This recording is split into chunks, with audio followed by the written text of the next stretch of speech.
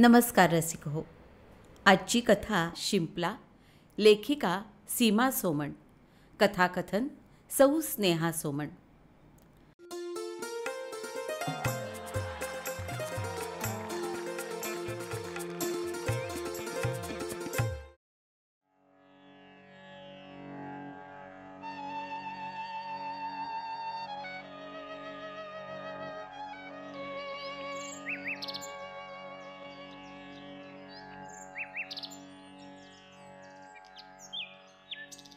सकाळी उठताना आजचा दिवस काही वेगळं घेऊन उजाडेल असं मुळीच वाटलं नाही.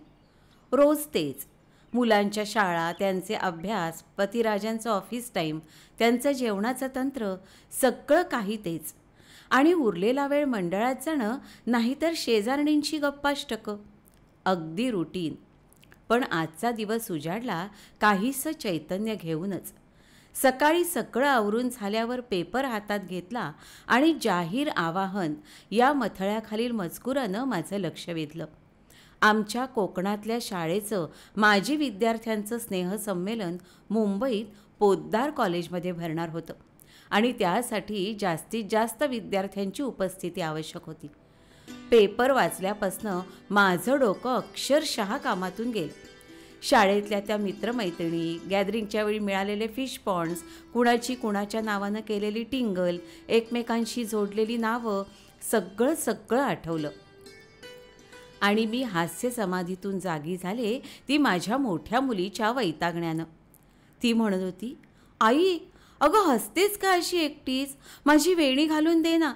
आणि जेवायला नाही का वाढणार आज? माझी शाळेत जायची वेळ झाली ना. तेव्हा जाणवलं की मन गतकाळात इतकं गुंतून पडलं की स्वयंपाक पाण्याची सुद्धा शुद्ध राहिलेली नाही आपल्याला. मग उठले आणि कसा बसा स्वयंपाक उरकला. कारण 1 वाजता हे जेवायला घरी येतात. हे जेवायला आले, हातपाय धुवून जेवायला बसले. परिणाम अपेक्षितच. अगं आज स्वयंपाक केलायस का काय? कशात काय आणि किती घातलायस याचा काही पत्ता? आता मात्र माझं तोंड अगदी गोरंमोरं झालं. डोळ्यात गंगा यमुना अगदी जोडीनं उभ्या. पण अशा वेळी मदतीला धावल्या त्या सासूबाई. त्या म्हणाल्या, अरे ओरडतोस काय असा? तुझ्या ऑफिसच्या कामात कधीच चुका होत नाहीत का?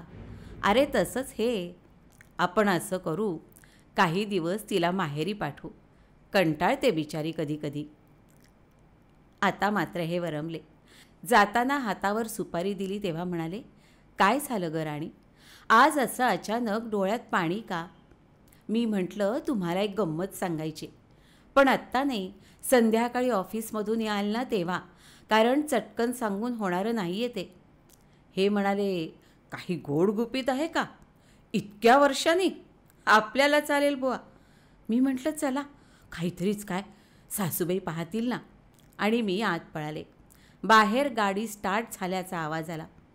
मनात म्हटलं, खरंच किती भाग्यवान आपण. 15 वर्ष झाली तरी 15 महिने झाल्यासारखीच गोडी अजून संसारात. मनासारखा पती, गोजीरवाणी 2 मुलं आणि मातृवत प्रेम करणारी सासू. सुख म्हणजे आणखी काय असेल? विचार करता करता सुपारी तोंडात टाकली आणि वामकुक्षीसाठी म्हणून बेडवर अंग टाकलं. मन पुन्हा भूतकाळात. आपल्याबरोबरच्या बिंदू पाटणकरचं काय झालं असेल? 7व्यांदा बसली होती ती मॅट्रिकला. मीना पोंक्षे कुठे असेल? ताराचं लग्न ज्याच्याशी जमवलं होतं त्याच्याशीच झालं असेल का? ह्या सगळ्यांना कॉलेजमध्ये शिकायला मिळालं असेल बहुतेक म्हणण्याचं कारण असं, आमच्या सामान्य परिस्थितीमुळे मी काही कॉलेज शिक्षण घेऊ शकले नाही. खाऊन पिऊन सुखी इतकंच आमच्या परिस्थितीचं वर्णन करता येईल. मॅट्रिक झाल्यानंतर 2च वर्षांनी माझ्या 22 महिनीचं लग्न ठरलं. लग्न झाल्यानंतर माझे आई वडील, भावंड सगळे कोकणात परत आले. मला मात्र मावशीनं आग्रहानं आपल्याकडेच ठेवून घेतलं. कारण मावशीच्या एकुलत्या एक मुलीचं लग्न झाल्यामुळे निर्माण झालेली पोकळी काही वर्ष तरी मी भरून काढीन इतकाच मावशीचा स्वार्थ. मलाही मुंबईत राहण्यात अडचण काहीच नव्हती. मावसा पित्या समान वागेल इतका सज्जन आणि जबाबदार गृहस्थ होता. माझं मन मुंबईत चांगलंच रमलं. माझ्या मावशीचा भाचा त्याच्या ऑफिसच्या कामासाठी वारंवार मुंबईला येत असे. आल्यावर तो अर्थातच मावशीकडे, म्हणजे ती त्याची मामी लागायची, तिच्याकडे उतरत असे, राहत असे. तो आला की मला उगाचच उपऱ्यासारखं वाटे, बुजल्यासारखं होई. तो आत तर मी गॅलरीत, तो बाहेर तर मी स्वयंपाकघरात, असा आमचा पाठशिवणीचा खेळ सुरू होई. त्याचं येणं माझ्या आयुष्याला कलाटणी देणारं ठरलं. एक दिवस तो असाच अचानक आला आणि मावशी घरात नाही हे पाहून मला म्हणाला, थांब सुपर्णा, तुझी मावशी यायच्या आत मला तुझ्याकडून एका प्रश्नाचं उत्तर हवंय. तू काहीही उत्तर दिलेलं मला चालणार आहे, पण आत्ताच. मी त्याच्याकडे बघतच राहिले. तो म्हणाला, सुपर्णा, तू मला सर्वार्थानं आवडतेस. मी तुझ्याशी लग्न करू इच्छितो. मी तुला पसंत आहे काय? नसल्यास खुशाल नाही म्हण, पण आत्ताच. हे सगळं त्यानं एका दमात म्हटलं आणि ग्लासभर पाणी गटागटा प्याला.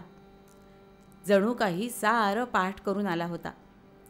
त्यानं एका दमात ग्लास रिकामा केला खरा, पण माझ्या घशाला मात्र कोरड पडली. त्याच्या या अनपेक्षित प्रश्नानं मी इतकी गोंधळून गेले की मावशी, आई, बाबा काय म्हणतील या अर्थाचं काहीतरी बरळले बहुतेक. कारण तो ओरडला, आई, बाबा, मावशीचं मी पाहून घेईन. मी तुला पसंत आहे की नाही, येस ऑर नो. डोळ्यातलं पाणी महत् प्रयासानं अडवत, नखं कुरतडत मी म्हटलं, हो. आणि त्यानं चटकन अभावितपणे माझ्या हाताचं चुंबन घेतलं. जणू आपल्या अधिकाराची मोहर उमटवून त्यानं आपल्या हक्काचं शिक्कामोर्तब केलं. महिनाभरातच मी सुपर्णा जोशींची मंगला गोखले झाले. कुणीही हेवा करावा असं भाग्य माझ्या पायाशी आपोआप चालून आलं होतं. मीही त्या भाग्याचा कधी अवमान केला नाही. 15 वर्षाच्या संसारवेलीवर जरा उशिराच पण नेटकी 2च फुलं उमलली. सासूबाई फार प्रेमळ होत्या. शल्य एकच, माहेर फार लांब होतं. त्यामुळे मावशीकडचं मुंबईचं माहेरच माहेर झालं. आठवणींची लांब लचक माळ सरकवता सरकवता 5 कधी वाजले कळलंच नाही. मुलं यायच्यात खाणं तयार नसेल तर अकांड तांडव करतील हे ओळखून चटकन होणारे कांदे पोहेच केले. जरा बऱ्यापैकी साडी नेसले, कारण आज मला पाहताच हे खुश व्हायला पाहिजे होते. संध्याकाळी सगळेजण आले. चहा खाणं झालं आणि सकाळी लाल शाईनं मार्क केलेला कॉलम मी यांच्या पुढ्यात ठेवला. ह्यांनी तो वाचला. म्हणाले, बरं मग? मी म्हटलं, अहो बरं मग काय, मी जाणार आमच्या शाळेच्या स्नेहसंमेलनाला. हट्टी सुरातच मी म्हटलं, अगं पण तू जाणार म्हणतेस तर? अगं पण आपलं घरचं काय?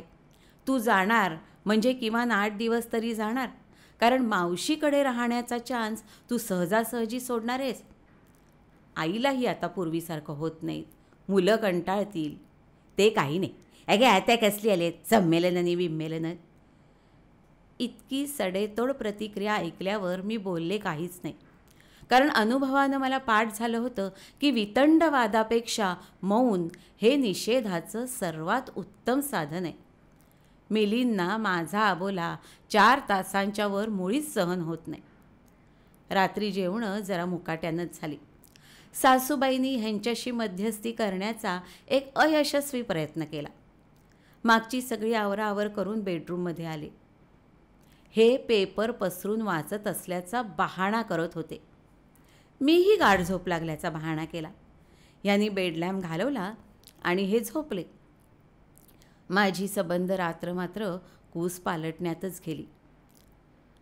पहाटेच केव्हा तरी डोळा लागला तर गालावर मोरपीस फिरल्याचा भास झाला. हळूहळू डोळे उघडून पाहिलं. मिलिंद शेजारी बसले होते. माझा हात हातात घेऊन म्हणाले, जागीच आहेस ना रात्रभर? अगं किती हात रागा करून घेतेस, अशानं तब्येत बिघडते तुझी. आता मात्र मनाचे सगळे बंध गळून पडले.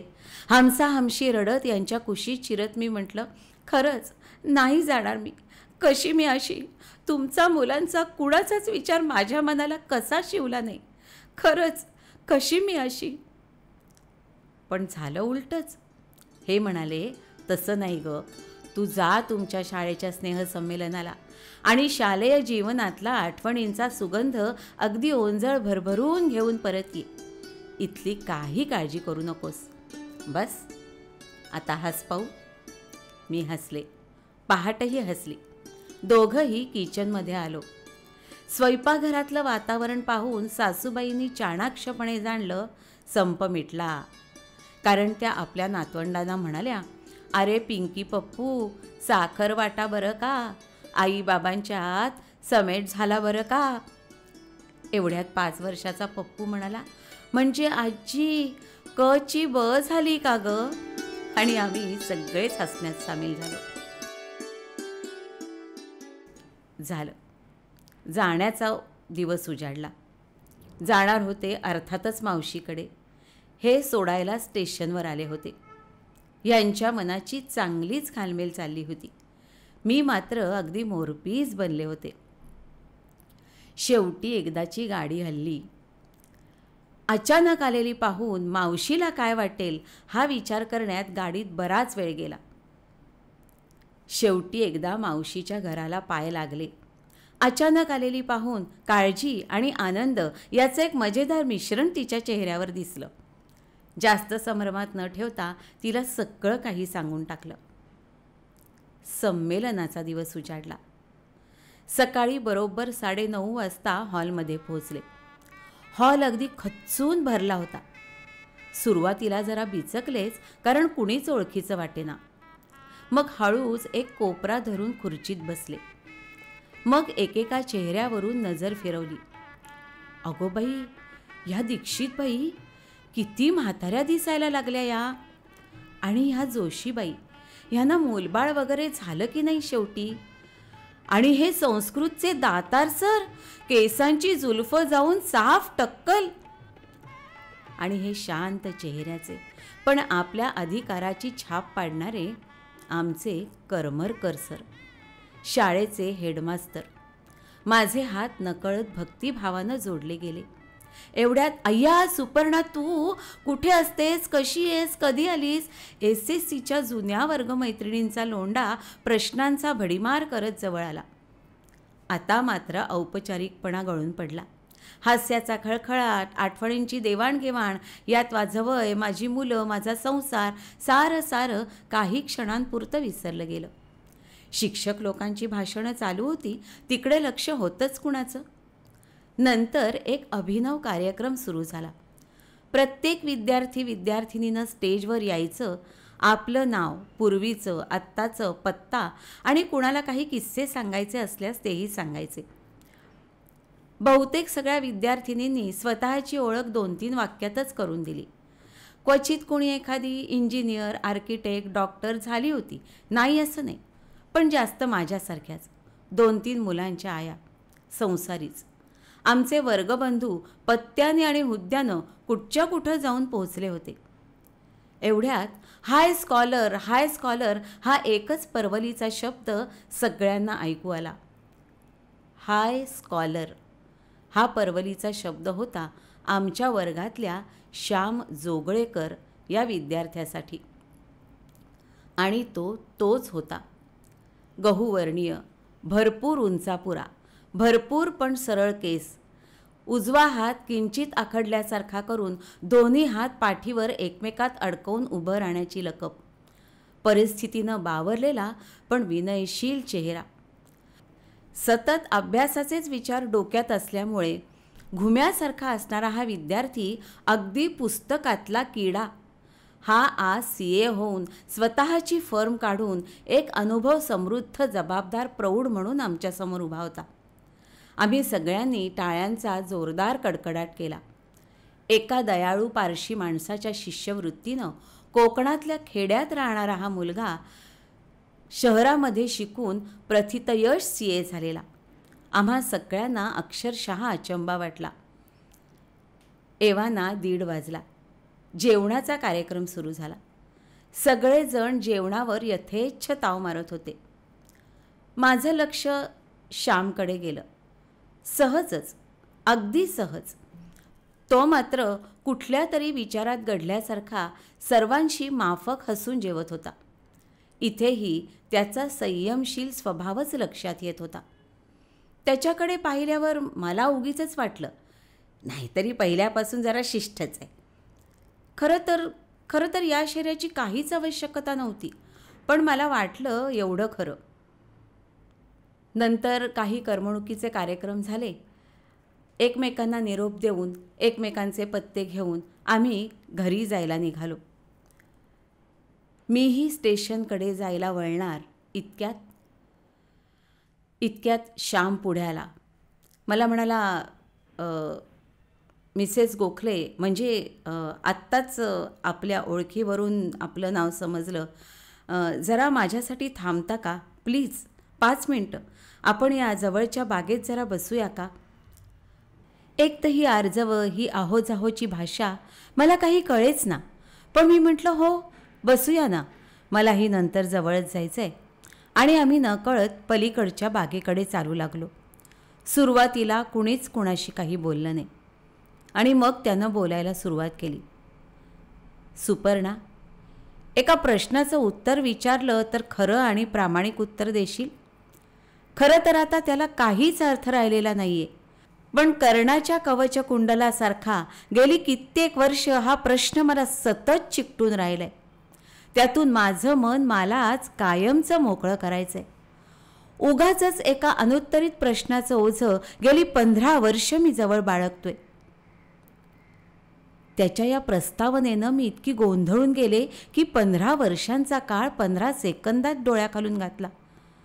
चुकूनही कुणाच्या अध्यामध्यात मी पडलेली नाही. मग आजच हे काय? पण मी म्हटलं, विचार. काय विचारायचं आहे ते अगदी मोकळेपणानं विचार. खरं आणि प्रामाणिक उत्तर देण्यास मी वचनबद्ध आहे. आणि त्यानं बोलायला सुरुवात केली. सुपर्णा, खरं तर 7वीत असल्यापासून मी तुला ओळखतोय. वर्गात इतक्या मुली होत्या, पण तू वेगळीच वाटायचीस. सतत हसणारी, स्वतःचा वकूफ सांभाळून वागणारी अशी एक मनस्वी मुलगी होतीस तू. पण जास्त आठवणीत राहायचीस ती सतत निर्झर झऱ्यासारखी हसणारी म्हणून. पास होत होत आपण मॅट्रिकपर्यंत आलो आणि मला जाणवायला लागलं की तुझ्याबद्दल एक वेगळंच आकर्षण वाटतंय आपल्याला. पण व्यक्त करायचं ते वय नव्हतं आणि मुलींशी मोकळेपणी बोलायचा तो जमानाही नव्हता. त्यात आमची असलेली गरिबी. कोकणातल्या एका खेड्यात आमचं असलेलं चंद्रमौळी घर. मी मोठा, माझ्या पाठची 4 भावंड. नुसती हुशारी असून काय साधणार होतं? मग ठरवलं, आपल्या मनातल्या या सदाफुलीसाठी काहीतरी करायचं. खूप अभ्यास मेहनत करायची आणि तुला सदैव सुखात ठेवीन अशी परिस्थिती आली की मानानं देवा ब्राह्मणांसमक्ष या सदाफुलीला आपल्या संसार बगीचात घेऊन यायचं. झालं.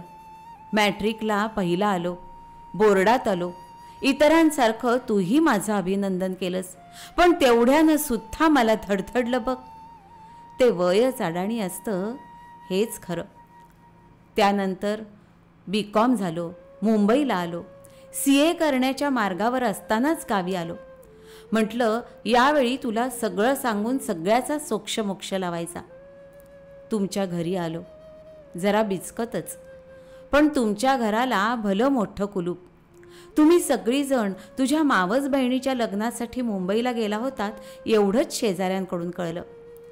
शेजाऱ्यांना मुंबईचा पत्ता वगैरे काहीच ठाऊक नव्हतं. म्हटलं जाऊ दे, पुन्हा कधीतरी, लवकरच. आज प्रथमच वाईट वाटतंय एकाच गोष्टीचं एखाद्या मित्राला सुद्धा विश्वासात घेऊन सारं सांगून ठेवलं नाही. माझ्या लाजाळू स्वभावाचा मला प्रथमच राग आला. त्यानंतर मुंबईला परत आलो. नंतर काहीच संपर्क साधता आला नाही. जेव्हा जमलं तेव्हा तुझं लग्न झाल्याचं कळलं. माझं मन अक्षरशः ढेपाळलं बघ. आता कशालाच काही अर्थ वाटत नव्हता. बुद्धीची देणगी असल्यामुळेच केवळ CA झालो आणि संस्कारक्षम मन असल्यामुळेच केवळ व्यसनाधीन झालो नाही. आज जवळ यश आहे, अमाप पैसा आहे, पण जिच्यासाठी हा खटाटोप केला ती सदाफुलीच माझ्या आयुष्यात कधी फुललीच नाही. नंतर लौकिक अर्थानं 4-4 लग्न केलं. ती इतकी पतिपारायण आहे की कधी कधी मलाच अपराध्यासारखं वाटतं. गेल्या महिन्यात आपल्या एज्युकेशन सोसायटीची जाहिरात पेपरमध्ये वाचली आणि सुपर्णा, खरं सांगतो तू येशील या एका वेड्या आशेनं या संमेलनात भाग घेतला. नाहीतर गतकाळाची मला फारशी गोडी वाटत नाही. तुला पाहिलं आणि भरून पावलं. खरं तर कॉलेजमध्ये शिरल्याच मी तुला भेटणार होतो, पण म्हटलं जाऊ दे. तर एका प्रश्नाचं उत्तर दे मला सुपर्णा.